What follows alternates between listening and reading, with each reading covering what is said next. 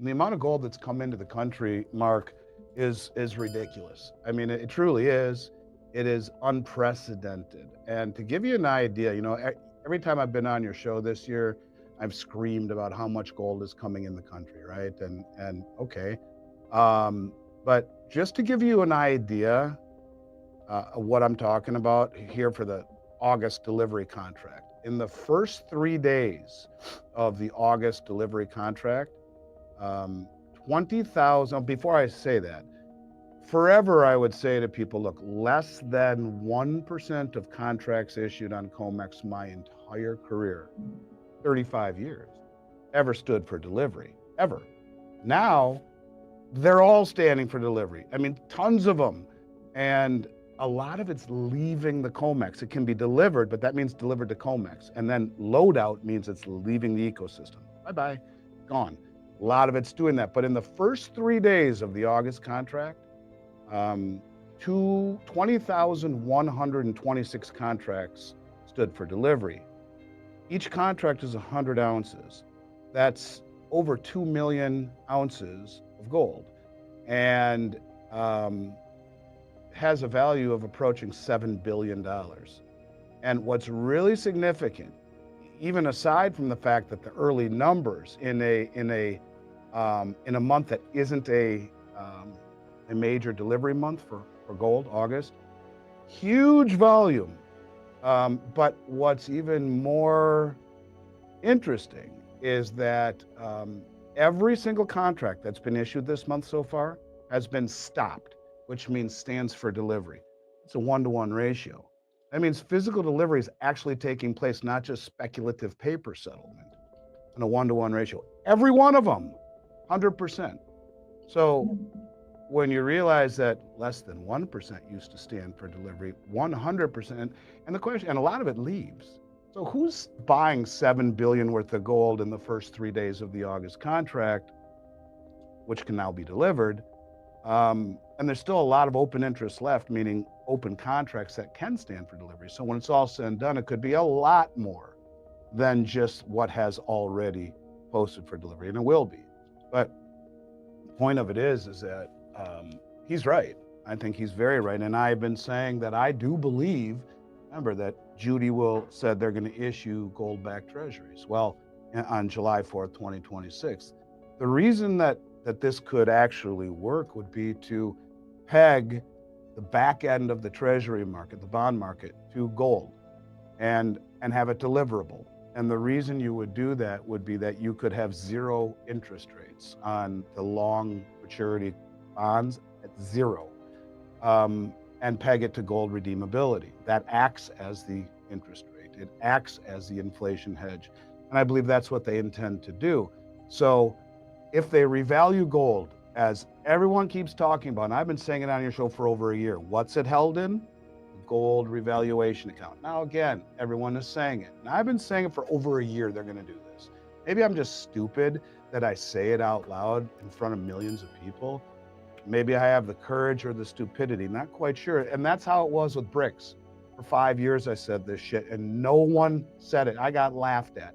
You let me say it, and yet now everyone talks about it. And that's what's made me kind of well known in this industry, is my thesis on the BRICS, 5 years old, 5,000 videos on it. There's proof out there. No one was saying it. I am. So what I'm saying now is this new stablecoin bill. You're going to see corporations all around the globe issue stablecoins. You just saw JP Morgan yesterday said we've signed up with Coinbase, and we're going to start linking the accounts. First bank ever to do it. You can trade your earned Chase bank points into stablecoins, and the stablecoin issuance will all be backed by U.S. Treasuries. This is what they're trying to do. The legislation of it, regulation of it, is to monitor the on-ramp and the off-ramp, but it is to back the U.S. Treasury market with synthetic demand, not the organic demand it's always had, but only the front end, up to 2 years. And that'll be Scott Bessent, the Treasury Secretary, says, yeah, we can get up to $2 trillion a year on that, probably more. And all of these stable coins will be backed by treasuries, which will keep the front end going on the government. Back end, how do you bring back manufacturing? How do you do it? We owe $28 trillion in 3 years. The treasury's coming due. We only take in $15 trillion in revenue. We have a $3 trillion a year deficit. That's 37 trillion in 3 years. We'd bring in 15 trillion. There's a problem. They're going to destroy the dollar. I believe their idea is to destroy the value of the dollar, to lose the reserve status.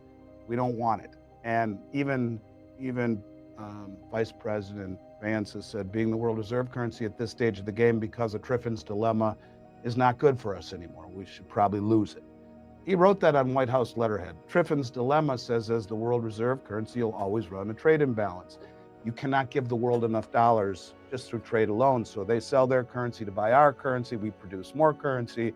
They buy our currency and sell theirs. Theirs goes down, ours goes up, meaning their manufacturing is way cheaper. So we send our manufacturing over there, creates a trade imbalance. This is part of the reserve status, which has kept our asset prices high, our interest rates low, and our goods that we buy at Walmart cheap. This would allow them, if they devalue the dollar by revaluing gold. Now, remember, James Rickards, who's one of the smartest dudes in the world, who's run simulated war games at the Pentagon forever, financial war games, says 24,000. There are a lot of people that are saying 15,000, 12,000. His number he gets to by dividing the amount of gold we supposedly have, I think, into M2, and you put it at 24,000, the Treasury wouldn't even need Fed approval, as we've talked about. I mean, or congressional approval. They would just do so. The Fed would make it so. We would buy it from anyone that would want to sell it at that rate. Benefits every central bank on the planet because they've all been buying gold. And by doing so, you devalue the dollar in that scenario by about 60%. And the Treasury gets about 6 trillion free and clear. Every $4,000 increase, as I've said on your show, again, hammering it home. So you guys all remember this when it actually happens. Now everyone's the Federal Reserve just put out a paper yesterday entitled Official Reserve Revaluations, the International Experience on the Federal Reserve website. Now they're talking about it. So if that were to happen, and they were to revalue gold at a level like that, the dollar gets wickedly devalued. The Treasury issues gold certificates to the Federal Reserve, who holds the gold as collateral. That money is then created out of thin air. They print it. Every $4,000 is a 1,000 increase to 24,000. That's 6 trillion. Fed can start to pay down its balance, or the Treasury can start to pay down its balance sheet. It's an accounting gimmick. That money was created out of thin air. So that money that is given and printed devalues the dollar tremendously. But then you would, and by the way, the Fed doesn't own that gold. They just have claim on the dollar value. But now you have a devalued dollar, much higher gold price, which allows you to work things off. If Judy is right and they peg the Treasury to it on the back end, on July 4th, 2026, you start selling Treasuries with zero coupon, no interest, redeemable in gold, which acts as the interest or the inflation gauge. And what would this do? Well, let's look at it real quick. What would it do? If, first of all, this would be in essence a soft default on the dollar. In other words, we're no longer the reserve currency. And this is why you see all of these countries creating this deal of cross-border payment with local currencies settling in balances in gold. That's the whole premise of the bridge network in the BRICS, which I do want to talk about in a moment. A development that just is shocking. Again, it's accelerating what I talked about on your show many times recently.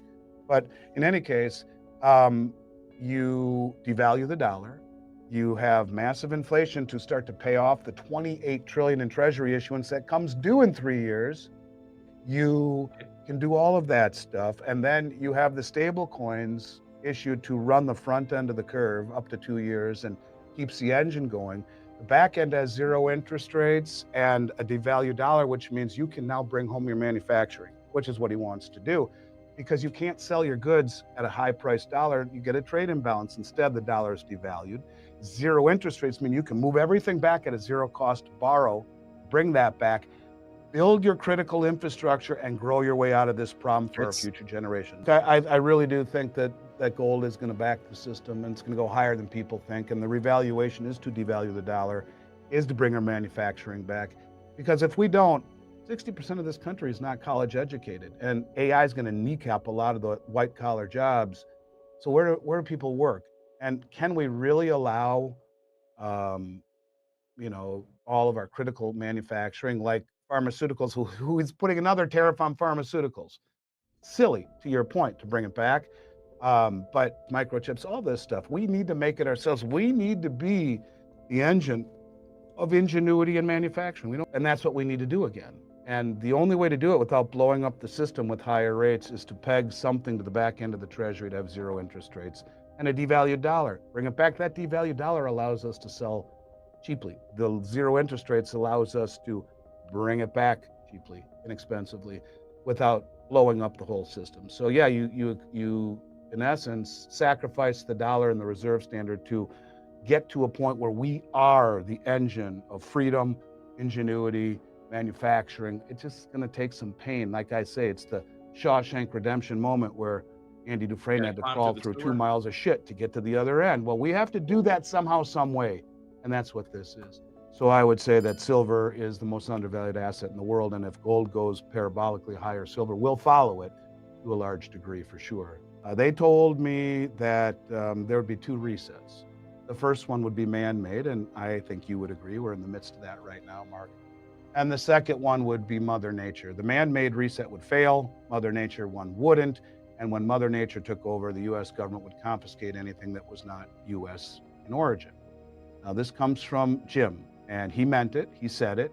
Um, so take that for what that means. I mean, if I had my druthers, I would buy only American. But for those of you that don't, look, for the first several years that I knew you, Mark, and during the pandemic, I told everyone, do not buy American made because the premiums are too high. And they were. During the pandemic, Silver Eagles were $14, $15 over spot. You can buy them now. They make sense now. Then they didn't. Gold Eagles were 250 over spot. Didn't make sense now, but it does then, but it does now. So if you own Krugerrands or Maple Leafs or Kangaroos or bars, it was because the value that you got in the number of ounces, as my mentor Richard Russell used to say, in the end, all that matters is the number of ounces you have. Now, I would caveat that by saying, don't be penny wise and pound foolish. Don't have all of your stuff in 1,000 ounce silver bars and kilo gold bars. The lack of flexibility will kneecap you. So instead, in a perfect world, yes, you buy 1 ounce gold and silver American Eagles and gold Buffaloes and pre-33 gold.